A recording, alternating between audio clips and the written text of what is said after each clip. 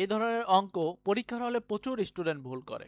প্রশ্নটি দেখুন, দুটি সংখ্যার অনুপাত দেওয়া রয়েছে 3:4, লসাগু দেওয়া রয়েছে 180, তাহলে নির্ণেয় সংখ্যা দুটি কত? এটি এসেছে প্রাথমিক বিদ্যালয়ে সহকারী শিক্ষক 15-তে।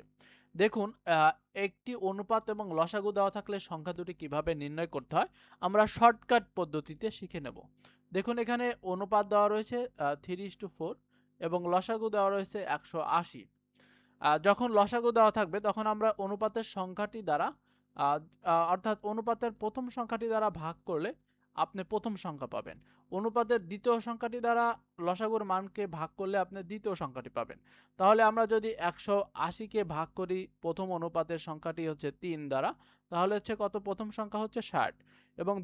এবং এই অনুপাতের দ্বিতীয় সংখ্যাটি যারা যদি ভাগ করেন, অর্থাৎ যদি ভাগ করেন 180-কে 4 দ্বারা, তাহলে হচ্ছে 45। তাহলে আমরা বলতে পারি, অর্থাৎ প্রশ্নের চাওয়ার নির্ণেয় সংখ্যা হচ্ছে একটি 60 আর একটা হচ্ছে 45।